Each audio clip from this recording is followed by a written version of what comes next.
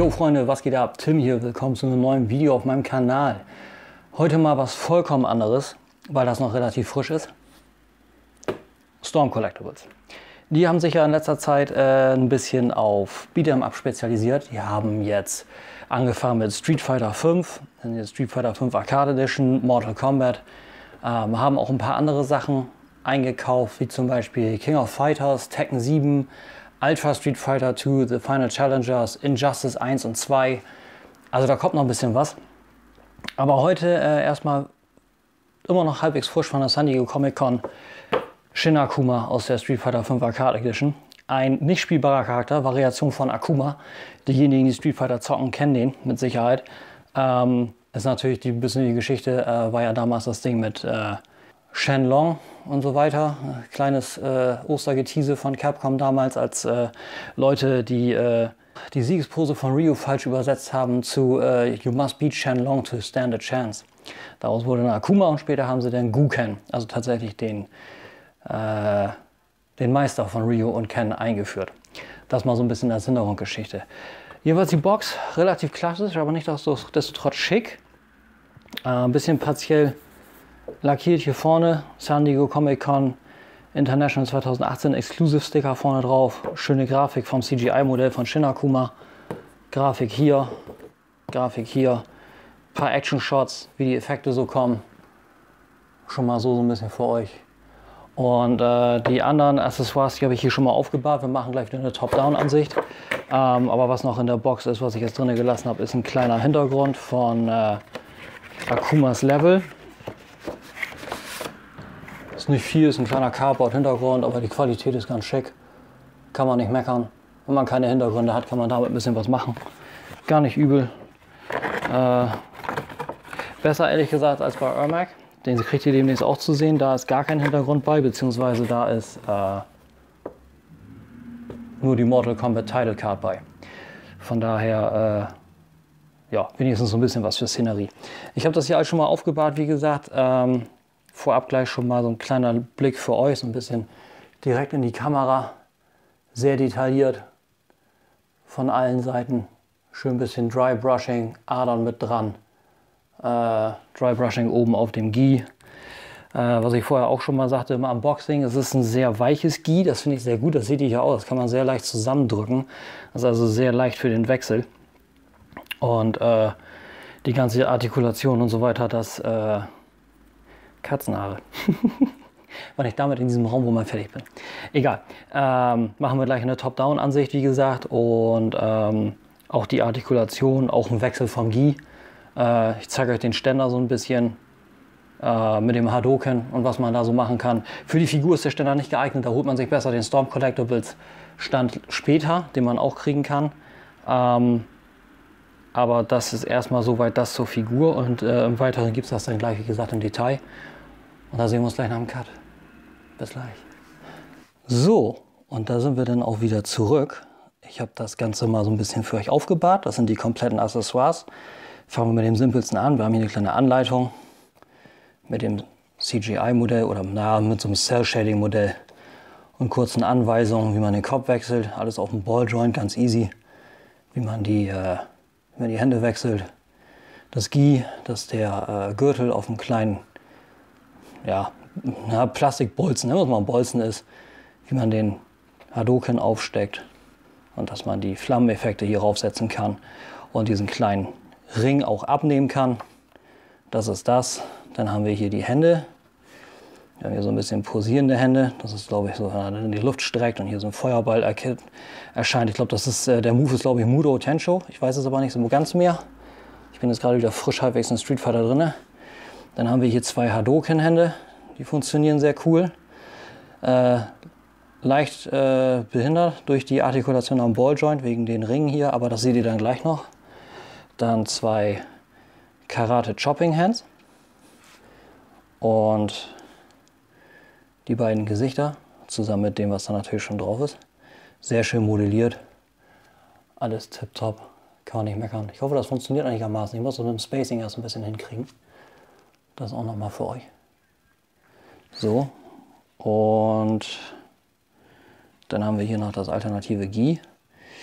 Hier drin ein kleiner Copyright-Hinweis, wie gesagt, sehr weiches Plastik, eigentlich mehr Gummi. Mit dem Destruction Kanji hinten drauf. Lässt sich sehr leicht wechseln, das zeige ich euch gleich nochmal. Selbe Material sind die Flammen. Schön transluzent, sehr flexibel. Da dürfte nicht viel kaputt gehen. Andere Seite genauso, einmal gespiegelt. Und der Hadoken außen sehr weich, hinten auch. Der Rest ist eher hart. Schönes transluzentes Plastik. Gefällt mir sehr, sehr gut. Also ist natürlich kein Go Hadoken, sondern ist ein Shakunetsu Hadoken. Und dann haben wir hier noch den Ständer. Den finde ich sehr cool. Der ist komplett überall geratchet. Also wir haben hier erstmal natürlich was einstellen, haben wir hier einen Swivel. Dann hier geratchetet, Ratchet, Ratchet, Ratchet, Ratchet. Und hier auch nochmal ein Swivel. Wenn man den rausnimmt, kann man hier einfach den Griff reinpacken. Wahrscheinlich soll das sein, um ihn in einer Shoryuken-Pose zu halten. Ich habe festgestellt, dass das nicht so gut hält. Vielleicht war ich bisher auch zu doof dafür, aber nichtsdestotrotz, das funktioniert für den Hadoken, wenn man den Nupsi wieder aufsteckt. Und dann hier in dem Hadoken das Loch findet, da funktioniert das sehr gut. Ein bisschen ausrichten. Dann hat man hier so einen schönen fliegenden Hadoken. Finde ich sehr gut. Mochte ich. Also ich konnte die letzten Tage nicht wirklich die Flossen von dem Ding lassen. Muss ich euch ganz ehrlich sagen. Tolle Figur. Da hat Storm Collectibles echt einen rausgehauen. Wir können aber eben zusammen ein paar Sachen wechseln. Wir können aber eben einmal einen Wechsel von der Hand durchführen. Ganz einfach. Den zieht ihr ab. Habt ihr hier ein kleines Pack-Hole. Und hier einen ziemlich standardmäßigen Pack. Ähnlich wie Hot Toys. Und dann setzt ihr einfach die entsprechende Hand drauf. Die sind ein bisschen enger, aber die weiten sich auch nach einer Weile. Das ein bisschen aus dem Weg. Klappt nicht immer beim ersten Mal, aber das muss es ja auch nicht. Flupp. Das war schon. Und dann haben wir hier eine sehr schön modellierte Hand. Für euch auch nochmal Falten, Dry Brushing oben drauf. Wie gesagt, sehr, sehr weich, müsstet ihr sehen können. Sehr schön, funktioniert tipptopp. Und das ist das. Wenn ihr die Hand, können wir mal eben kurz den Feuerball auch machen. Dann sollt ihr den eigentlich abziehen, aber ich habe festgestellt, das ist eigentlich unnötig. Den könnt ihr einfach rüberziehen. Dann wieder die Faust drauf. Und dann habt ihr hier einen sehr schönen Flammeneffekt, was gut für einen Shoryuken funktioniert. Posing dafür können wir ja mal eben machen. Dann seht ihr auch die Artikulation. Der Kopf ist auf dem Ballpack, hat also einen sehr schönen Range. Auch ein schönes Detail, kleines Kanji hier auf seinen amerikanisch Prayer Bats. Ich weiß gar nicht, ob man dafür, nennen wir es mal eine Mönchskette. Ich nenne es einfach mal eine Mönchskette. Und ich zeige das gleich noch im Detail. Das ist cool, der Oberkörper ist mit einer Gummihaut durchzogen. Das heißt, der Nacken alleine ist auch noch mal beweglich. Balljoint am Schulter, komplett 360. Schöner Butterfly nach vorne und nach hinten. Sehr gut. Da haben wir einen Ab Crunch. Das ist ehrlich gesagt ein doppelter Ballpack. Von der Brust in den Bauch und von der Bauch nochmal in die Hüfte. Gibt dem Ganzen... Ja, meiner ist ein bisschen lose. Ich habe das Ganze ein bisschen hingekriegt, indem ich gesagt habe, ich mache ein bisschen zusätzliches Material drauf mit Sekundenkleber. Funktioniert einigermaßen, allerdings wie gesagt, also es gibt dem sehr ganzen tiefen Band, aber ist ein bisschen lose. Aber das tut dem Ganzen keinen Abbruch. Also ich finde, das funktioniert trotzdem klasse. Bicep Swivel gibt den kompletten Run, wir geben dem doppelten Elbow Band. Und ja, je nachdem, wohin man die Hand drehen möchte, muss man eben den Cut vom Ballpack ein bisschen ausrichten. Gibt natürlich dem Ganzen dann 360. Man kann eine gute Hadoken-Pose machen. Das funktioniert klasse. Und Shoryuken ist halt auch kein Problem. Das Ganze ein bisschen ausrichten. Faust nach oben. Die Faust eben ein bisschen gucken, wo ist der Cut. Der ist da. So. Dann sieht das schon nach was aus. Kommen wir zu den Beinen. Die haben einen Multipurpose, gehen nach vorne und nach hinten, voller Spagat. Ich vergesse mal, das in die Kamera zu halten. Ich muss mir erst ein bisschen daran gewöhnen, entschuldigt bitte. Zur Seite auch ein voller Spagat. Ist nichts, was man runterziehen kann. Ja, ihr seht schon, ist ein bisschen locker. Aber es ist nicht schlimm. Auf die Art und Weise habt ihr eine wirklich gute Artikulation. Also das sieht viel schlimmer aus als gedacht. Ich habe das noch nicht so dermaßen gezeigt. Es ist wirklich nicht so schlimm in Hand, wenn man erstmal was macht. So, haben wir auch ein doppeltes Knie, weil das halt ein bisschen bulkiger ist. Ein Einzelner hätte dem weniger Bend gegeben. Von daher finde ich das gut, dass sie das so gemacht haben. Schafft das sehr gut. Der Fuß ist, glaube ich, auf dem Ball. Also er kriegt so einen guten Bend und so auch. Das Ausrichten, damit er ein bisschen plan steht. Links und rechts ist ein bisschen schwieriger. Ich glaube, ja, der ist tatsächlich auf demselben Joint wie das Handgelenk. Und ja, der Fuß hat nochmal einen schönen Toe-Tilt. Das funktioniert auch absolut klasse. Kann man schön ausrichten, damit er auch seine typische Pose hat, wenn er sich so ausrichtet und die Flammen auf seinen Schultern sind. Und die Sandalen, die er hat, die sind auch sehr weich. Macht das Ganze ein bisschen schwierig zu posen, weil das halt keine plane Unterfläche ist, aber nichtsdestotrotz kriegt man da einen sehr schönen Shoryuken mit hin. Bin ich absolut von begeistert. Naja, und wenn man jetzt einfach mal einen kompletten Hadoken posen will, das können wir mal eben einmal zusammen machen.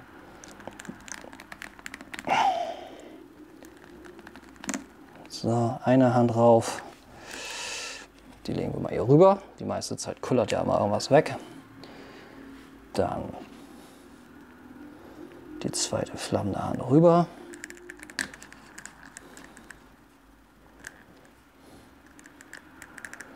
So. Und dann geht es eigentlich nur ein bisschen ans Ausrichten. Ne? Dann drehen wir den ein bisschen nach vorne.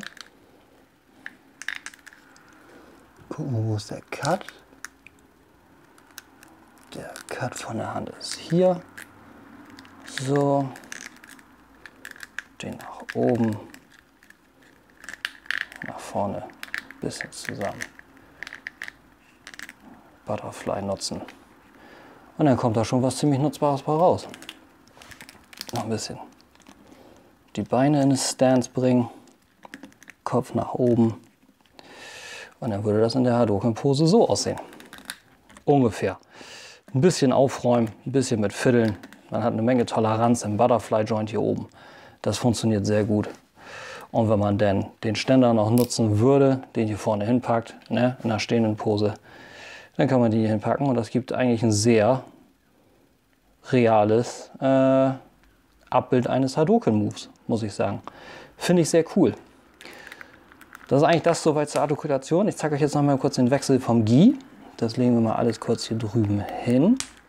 Wir müssen das nicht zwangsläufig wechseln. Ein bisschen Ordnung machen. Das sieht ja aus hier. Ich bin da ein bisschen schlimm, entschuldigt bitte. So, das packen wir hier rüber. Dann packe ich eigentlich gerne die anderen Hände rauf, aber es funktioniert ganz gut, um das zu wechseln. Den Knoten, den zieht ihr echt einfach ab. Dann macht ihr den Gürtel ab. Zieht ihr auch ab, liegt hier beiseite. Dann habt ihr hier, seht ihr schon diesen Bolzen. Den zieht ihr einfach raus. Liegt ihr auch beiseite. Dann könnt ihr eine Hälfte schon mal runternehmen. Die andere Hälfte auch. Müsst ihr bloß aufpassen mit den Dingern. Das sind einfache Ringe, die drauf gesteckt sind. Ne?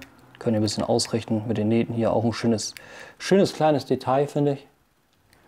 So. Und dann das Ganze rückwärts für das andere Gi.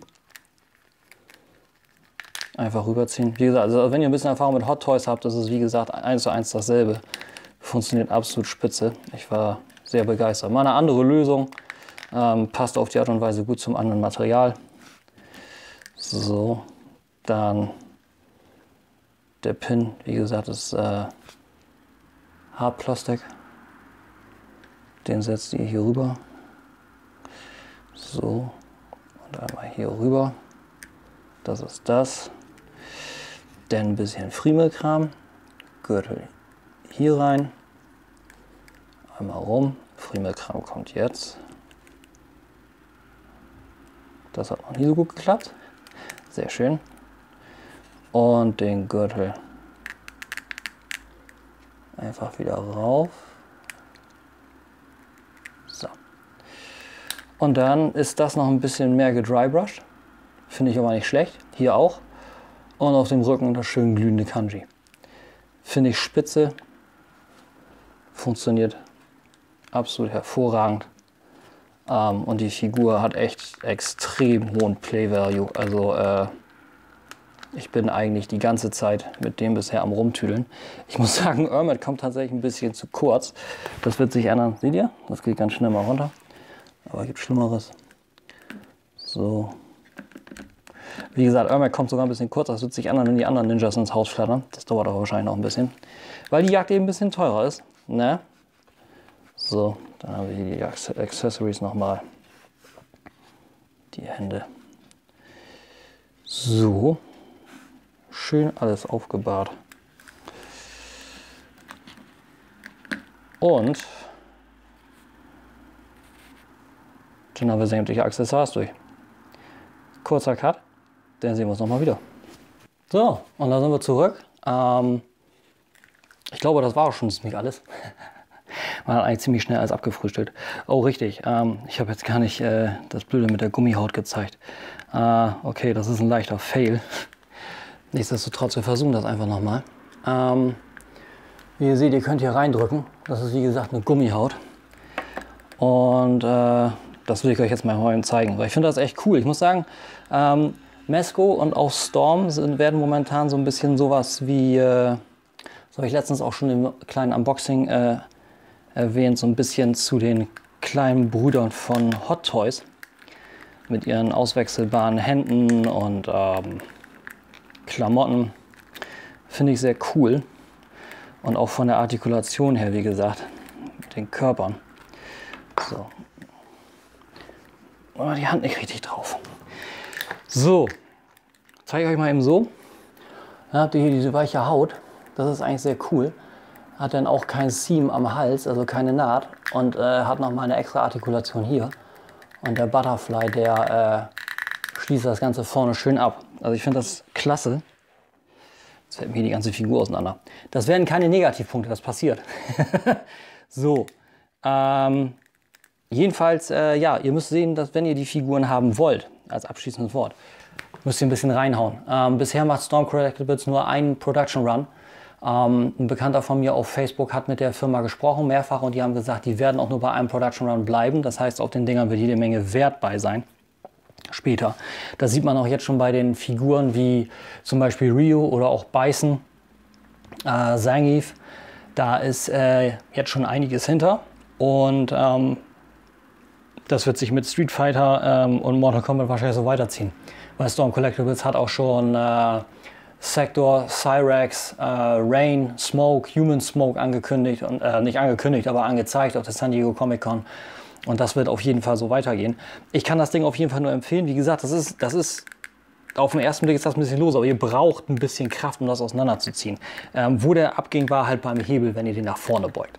Das ist wie gesagt alles. Ansonsten ist die Figur wirklich top stabil, hält super Posen, macht sehr viel Spaß. Und die Dinger haben echtes Suchtpotenzial. So viel Suchtpotenzial, dass ich mal wieder eine heftige Proto-Komposition hingeknallt habe und mir da wirklich ein bisschen mehr Mühe gegeben habe. Seht ihr rechts, wie er so ein Hadouken auflädt. Das wollte ich mal gerne machen. Foto-Review habe ich noch nicht gemacht. Das wird wohl noch ein bisschen dauern, weil ich habe keine vernünftigen Hintergründe für den Kerl. Ich muss mal sehen, was ich damit mache. Aber von dem war es das jetzt jedenfalls erstmal. Ich hoffe, ich konnte euch ein bisschen was zeigen. Ich glaube, im deutschen Sektor gibt es noch nicht allzu viele von den Dingern. In dem Sinne, ja, wenn ihr darauf zuschlagen könnt und ihr habt Bock auf eine 1:12 Figur, die ein bisschen mehr kostet. Die kostet so 80, 90 Euro im deutschen Sektor, vielleicht 100. Ich kann es nur empfehlen. Also das wird euch... Ihr kriegt da schlaflose Nächte. Ich schwör's euch. Die macht wirklich sehr viel Spaß. Tolle Figur. Eine der besten, die ich hier hatte. In dem Sinne erstmal eine schöne Woche. Bis zum nächsten Mal. Wahrscheinlich als nächstes ein kleines Laberding. Mich hat ein bisschen genervt, was auf der San Diego Comic Con mit Hot Toys abgegangen ist. Danach dann wahrscheinlich Ermac. Ich habe jetzt erstmal den Ultra Mark 1 nach hinten geschoben, weil ich eben passend zur San Diego Comic Con erstmal die hier reviewen wollte. Den Ultra Mark 1 gibt es dann wahrscheinlich nach Black Power Baser. Ich kriege ein Sample zugeschickt. In dem Sinne, wie gesagt, erstmal schöne Woche, bis bald. Haut rein und tschüss.